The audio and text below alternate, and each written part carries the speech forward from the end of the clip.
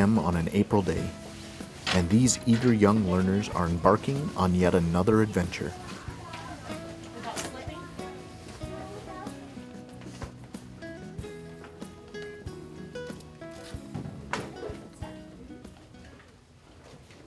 The Sioux Falls School District has had kindergarten, and all-day kindergarten, for years, but the curriculum is always in flux.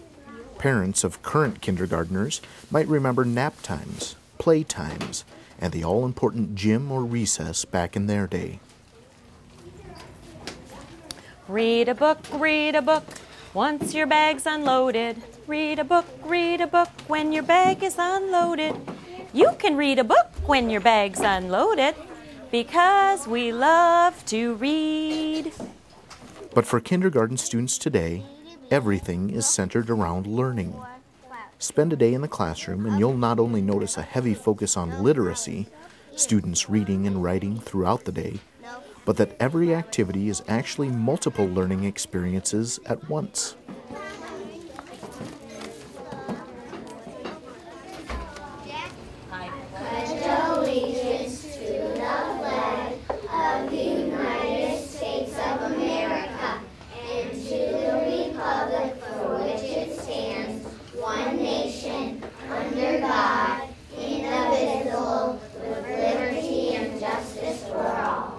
Join?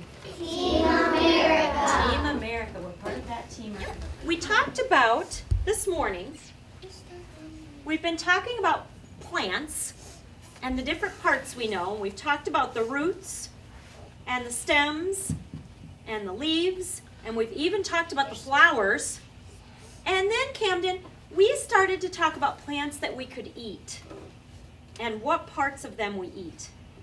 And we talked about leaves. Do you remember what we had? We had 3 kinds of lettuce, and then we had things like cilantro, and someone mentioned basil and other things that you cook with and put. What's cilantro? What's basil? We talked about cilantro being in things. I love cilantro. Oh, wait just a What's basil? Oh, wait just a second.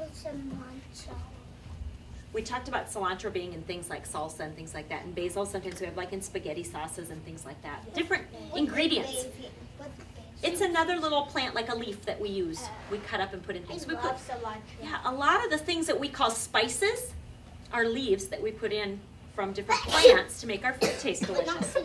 Your job is going to be to choose a leaf that you want to add to your plant picture, to choose a stem that you want to make for your plant picture, and to choose a root that you want to make for your plant picture.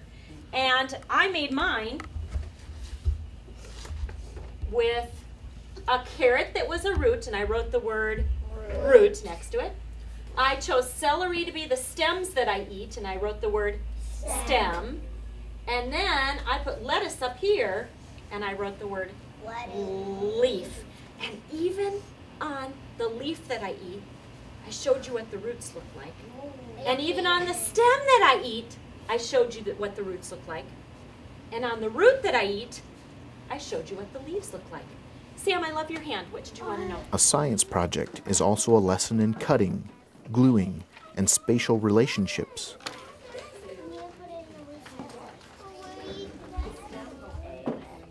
As well as laying the groundwork for learning how to draw upon research, finding and evaluating information. First of all, can you help me to sing the Days of the Week song? See if you can move those hands with the actions. Here we go. Sunday, Monday, Tuesday, Wednesday, Thursday, Friday, Saturday. There are 7 days in a week. There are 7 days in a week. Sunday, Monday, Tuesday, Wednesday, Thursday, Friday, Saturday. Now we need this one. What is that? What day is today? Today is Tuesday. What day was yesterday? Yesterday was Monday. What day will tomorrow be? Tomorrow will be Wednesday. What number comes after the number 8? After 8 comes 9. We need some 9 helpers. I need to give a compliment. I see some friends that are showing all those 5 things that show they're a great listener and have good character. Camden, can you find your space? You look like you're in Asher's space. Where is your space at? Is it right there? Okay. We need some helpers. Our first helper, we need to change this number to our 9, and we need the tens frame of 9. And it's our friend Samuel. Samuel, can you change this to a 9 and make the tens frame say 9? While Samuel's coming up to help, we're going to ask for a fast number helper. Maddie, will you come be our fast number helper? Peyton, what do you need? No, not right in the middle of our lesson. Okay, Maddie, rub those hands together. Show me antlers of 5. Fast 5. Did you say antlers of 5? Okay, antlers of 5. Let's see all of them you can make. I see a 5 and a 0. I see a 4 and a 1. I see it. Look, it switched the other way. Oh, a 1 and a 4 that way. What else do I see? Oh, wait a second. We've got another one. 3 and a 2. Oh, and you have it the other way around, don't you? Just like that. Wonderful. Give us another one. Show me antlers of 10. Antlers of 10. With our fingers, that's all that we can do, isn't it? Okay. We have all 10 up there, don't we? Show me antlers of 2. Antlers of 2. Okay. A 1 and a 1. Oh, friends are telling me it's just, you can only do a 1 and a 1 or 2 and a 0 or a 0 and a 2. Thank you, Maddie. Sam's ready to show us. I'm going to look for a couple friends on their bottoms, please. Okay. Sam, will you look to see if your audience... Just 1 second, Sam. This is just a microphone that's hooked to me so that the camera can hear my voice when I'm talking sometimes. Okay? All right. Sam. 9 is equal to 9. Yeah, that 9 on that tens frame. Can you show me 9 fingers? That's what he's showing you. That 9 is equal to the number 9. Can you draw the number 9? Absolutely. Thank you, Sam. And let's see. She's a helper today, so. Coulter, can you come up and change this from 142 to 143? Discussing the calendar is also a lesson in hundreds, tens, and ones. That ready for us? Can you show me all the ways to make 5? Camden, would you slide up next to Aiden for me? I want you a little closer since there's a big spot. Here we go. 5 and 0 make 5. 4 and 1 make 5. 3 and 2 make 5. 2 Oh, look at these. 2 and 3 make 5. 1 and 4 make 5. 0 and 5 make 5. Coulter's already ready for us. Did you get it ready, Coulter? Okay, he's going to count it. He's looking for your eyes. Okay, make a good choice, please. 1. They can't see though, friends. So can you step back so that they can see? Oh, thank you. And they said a little bit louder. 100. 110. 120. 130. 140. 141. 142. 143. Well, a big part of kindergarten is that we are academic, but we're very playful. And so the more things we can kind of weave together and connect for the children and to really show meaning for what they're learning, the better we find they learn. So we are constantly looking for ways to hook our science with our reading, with our writing topics, with their real life things that are going on with the students, and just make it really a meaningful day for them. So we find that they learn so much more and so much deeper when we do that. Students learn about voice. Is that a hot dog? Not a hot dog. My hot dog. I know how the character's feeling. Hannah, what do you think? How is he feeling? Not a hot dog. My hot dog. Because he just wants it. Yeah, he doesn't want to do what, Asher? He doesn't want to share, absolutely. Let's see what happens. And then immediately put that knowledge to personal, meaningful use. I'll bring you your paper. You may choose a writing spot from there, but this is your first job. I'm looking for that voice today. Looking to see voice in your writing. The day is clearly mapped out for students to know what to expect. A focus on movement and activity keeps students' attention focused. Our first focus is that we want to keep in mind that they are 5- and 6-year-olds, and we always want to be looking at everything we do through that lens. And so we build a very playful day, a day where we change gears a lot, moving from one thing to another, a day that has active things in place. For example, our movement things that we do, we might be moving around to a song that counts to 100. We might be dancing to letters and letter sounds, something that is going to help them continue learning, but allow them to be a 5- and 6-year-old and move their body. We plan a lot of games and activities that build their excitement and feed upon the excitement that a 5- and 6-year-old already has and takes that natural curiosity and just runs with it. So we build our day around that. We do a lot of different activities during the day. I don't even think I could list how many different things we do because we move from one thing to another because the 5- and 6-year-olds want to move from one thing to another. And we just kind of balance out the things that need sitting power, like reading and writing, with the things that can be more active, like math games and moving around with movement. Music, art, physical education, recess, and classroom movement time draw upon students' natural tendency to move and use it to learn or focus. Kindergarten teachers are trained in a program that's called Tucker signing, and it's an action that goes with sounds that letters make. It isn't like sign language, it's different. It's to match up with what sound each letter makes, and that way we can use those signs to help kids notice with our hand gestures what our voice is doing. And when we first start the year, we introduce them a few at a time, get the kids used to seeing them, and then you'll notice we use them a lot just to show things when they're writing, when they're reading. If they get stuck on something, I may do to help them know it's an R sound and help them bring that sound out of their brain. And the action is kind of a trigger for that, just kind of helps them to be able to pull that sound out and be able to recognize it. We do a lot of using visuals with kindergarten students, things that we can show them in pictures. Because that really helps them to identify new vocabulary and new concepts if they can see something that's like it. We do a lot of comparing things. How are these things the same? How are these things different? To help them make that connection of how things are related. We do a lot with, you'll notice with our hands, with our fingers, with our gestures, beside just the Tucker sign, we may, when we're teaching counting up or counting down, make an upward movement or a downward movement to help them kind of get that idea of how those numbers are going to go. So all those little tricks that we use just help as another memory device to kind of bring those ideas forward and make that learning a little bit easier.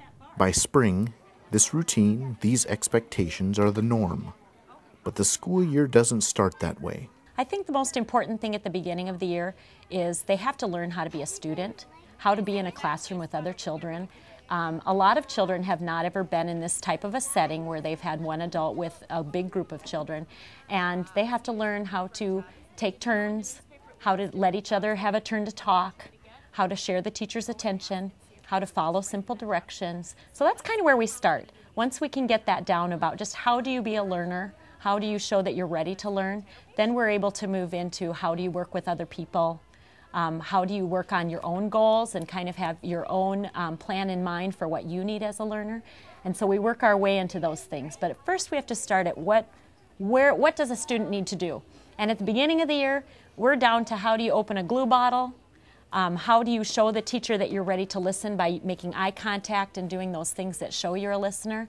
So we really break it down so they really know what we're expecting of them, and that way each student can be really successful. Students begin kindergarten coming from a huge variety of backgrounds. We have children now coming in who've been using electronics, they have been a lot of places.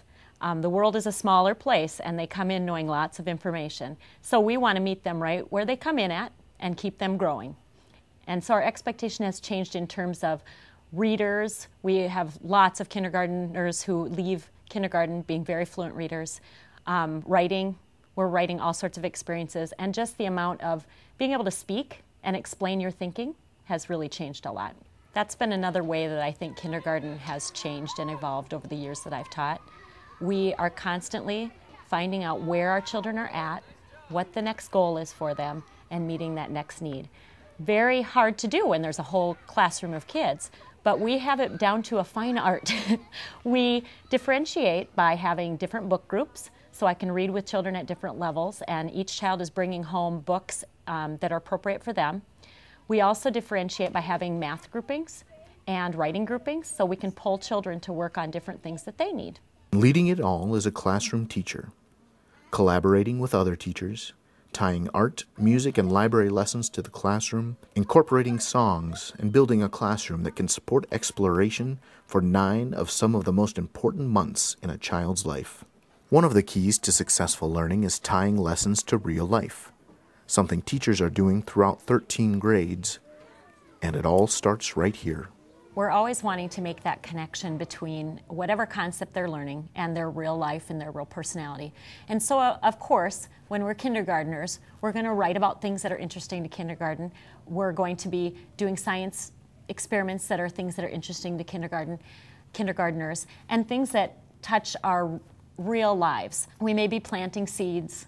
We may be observing butterflies to see them go from the egg stage to the caterpillar stage to the butterfly stage. We're going to be seeing real things, and then we carry that over to writing about it. So for researching, we can be looking at a real life of a butterfly, and it has great meaning to us because it's our classroom pet for a while. And then how can we transfer that into those writing lessons that we need to be coming across with children? They are much more likely, when you're making that real connection, to have a real, more direct drive to meet that goal and to really figure that out because they're motivated by that real butterfly, that real life thing. There's no secret. It's all about relationships. You know, I am totally a teacher because 5- and 6-year-olds are the most fabulous people in the world. I always call them my coworkers because they truly are like an adult's coworkers in this world. I get to know each personality, and the best thing about 5- and 6-year-olds is their enthusiasm for everything. Every child has got some excitement for some topic we're talking about, and it will just be a little spark, and everyone will catch on. So that love of learning is what brought me to kindergarten. And I personally loved my kindergarten teacher because she helped build that, and that was the type of person I wanted to be, someone that just really built up excitement for learning and a passion for learning, and really helped kids just really see how wonderful this world is and how much there is to learn. It's a simple thing to do. Pencil to your chin when you are through. Can you write your name and then put your pencil to your chin that you're ready to begin? Songs are a great way to help students remember important concepts throughout the year, as well as a tool to refocus attention and transition from one activity to another. There's not a final exam to pass kindergarten, but students need to be prepared to move on to the numbered grades. And as each child has his or her own abilities and challenges, differentiation is the key. In kindergarten, we're focused on the Common Core standards, and we have them all broken apart into different segments that we can teach each quarter of the year so that we can ensure that the kids are meeting all the goals by the end of the year. Kindergartners don't do any final test or written exam or anything. What we do as kindergarten teachers is we do a lot of observing. We ask the kids a lot of questions. We pull them to do individual work with us to show us what they know, and that way we can make sure each child is meeting those Common Core goals. They really range. There's a huge range of things we're learning about, from counting to shapes to solid figures to adding and subtracting and being able to problem solve in math. In reading, we're starting at letters and sounds, working our way up into being able to blend sounds and figure out different words, to being able to be really good readers of patterned books is really where we hope to get every kindergartner, and many kids go way beyond that into fluent reading. Our writing goals, we actually write research, we write opinions, we write narrative things about things we know about. We're very, very active in getting children from that very beginning stage of where I can use a few sounds to write into I can write sentences, I can use capital letters and end marks, and we just grow each child as far as they can grow in those areas. The single most important factor in student success is the classroom teacher, but that is followed closely by involvement at home. So what can parents do to support and enrich their child's education when they're not at school? We love having those conversations with parents. To be able to work as a team is a huge part of kindergarten now, where we want parents to be expressing what they're seeing at home. We want them to be talking to their kids about what we're doing at school and be able to build that relationship that we're all part of the same team that's helping this kindergarten child learn. So that's a wonderful thing when parents know that we really welcome that and really want them as part of that team. Along with that, we love that support of carrying through things that we're doing during the day, like reading with the child a book that they might be bringing home, or having them write. We often give writing suggestions of things they can be writing to grandma or writing a grocery list, things like that. And we love their help with that as well. So I hope parents know that we just really want them involved. We really want them to be a part of their child's learning. They have been a fabulous teacher for all the years before we got them in kindergarten, and we know that their role as a teacher continues as well. So we want to work with them in that role. Students are constantly growing as individual learners. During poor weather, recess is inside and the choices are endless. During normal weather, outside, there are even more. Students are encouraged to think and write about their own experiences and feelings. Snacks, lunch, and in many cases breakfast at school are important to keep growing bodies going and learning. And of course, technology is integral. Not only are students drawn by and engaged with devices like this, they are developing skills they will need to operate a variety of tech down the road to research and explore, develop papers and presentations, and to communicate effectively with communities of learners around the globe. In the coming years, with the district's one-to-one technology initiative, this kindergarten room will have even more technology. I'm very excited about how much technology is finding its way all the way to the kindergarten classroom. We already have some iPods and some iPads in our classroom, and we're getting used to how to use those for reading and writing and math, because we really want to use them in a really useful way, in a meaningful way, and a way that meets our goals. As we look ahead, we're excited to be getting more of the iPads into our classroom, and I think it's a great opportunity as teachers to find new ways not only to use them to practice skills, but also to use them as a great communication tool so that students can maybe be sending things to their families, sending personal things that they're working on, updates through that technology. So I'm excited.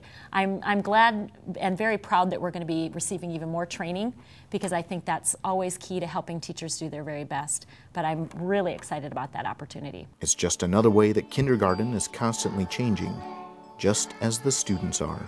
For a teacher, it's a balance of meeting standards and covering material in fun, meaningful ways, since learners are not. These are 5- and 6-year-olds. The Hexagon Lesson is a great lesson that actually really meets up with one of our Common Core standards. One of the things we want kindergartners to do is to be able to see that larger shapes are made up of smaller shapes, and that we can put smaller shapes together to build bigger things. And so it is a great game for that, because the students can really start to see how those pieces fit together. What I like to do with my students to make sure that they really are successful with doing the math part of the activity is to do some practice together. Really give them an idea of walking through the activity or the game. What are the steps? What are the supplies they need? How do we kind of take turns and build the activity slowly? They're much more successful when we kind of give them that modeling, what we call it, so that they can see how to play the game. Then I want them to have that opportunity to have that conversation with another child. Kindergarten is just full of conversation and language building, and being able to build that vocabulary, being able to explain what you're thinking about and how things fit together. So you'll find that we're talking a lot in our classrooms, and they're noisy. And that game, the students were hopefully talking about the shapes that they were rolling. They were talking about how many pieces would go together to make another shape. You could just hear some of their excited excited comments. I only need one more trapezoid, and that tells me that they're really starting to see how those things fit together. So working on a language concept there of being able to, speak, talk about your thinking, be able to use that vocabulary, as well as a math concept, as well as social skills of being able to work with a partner and take turns, and all those things that can be challenging for 5- and 6-year-olds. Kindergarten, in many ways, is the first step in a perpetual motion machine in which each experience and lesson lays the groundwork for yet another and another. New physical education curriculum focuses on fine and gross motor skills, muscle strength and endurance, fitness and lifelong health. things that will be built upon each year until graduation. In music, students learn rhythm and tone qualities, paving the way for eventually reading notes and playing instruments as part of a band or orchestra.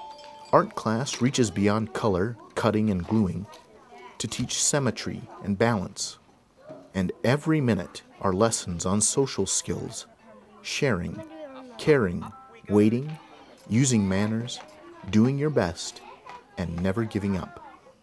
When parents are considering if their child is ready for kindergarten, if they're one of those age groups that's birthdays that's kind of a borderline, we always ask that they give some real serious consideration to their child as a learner. A lot of parents will tell you what their child knows, and that's wonderful.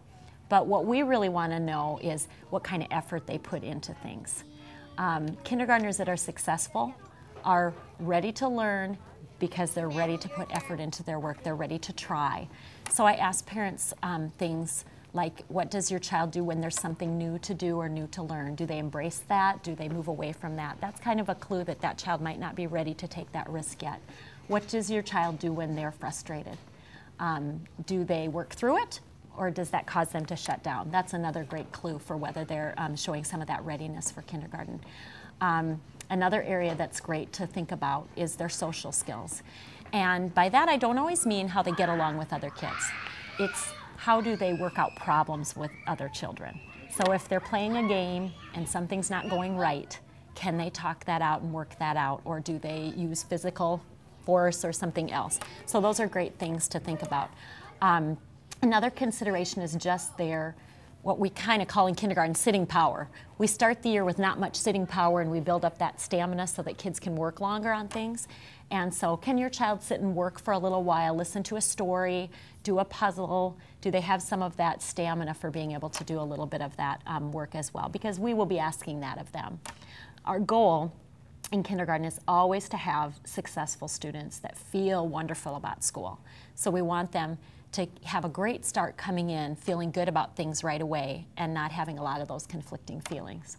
In 1988, a hugely popular and often quoted book by Roger Fulgham reflected on the importance of the lessons learned during this early stage in life. All I really need to know I learned in kindergarten.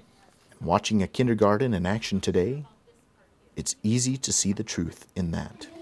You got the pieces. Did you get your labels on there? And you've got roots and stems and leaves. It's ready to be at your spot, and you can do your book choice for a minute.